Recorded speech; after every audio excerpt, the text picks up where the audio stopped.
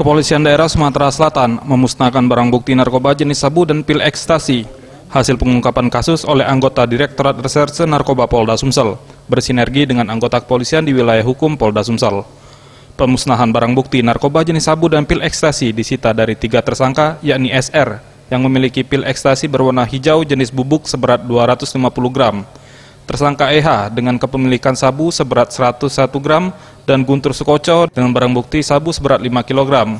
Kapolda Sumsel Irjen Pol Priyo Widianto mengatakan, selain pihak kepolisian, keikutsertaan masyarakat dalam pemberantasan narkoba sangatlah penting.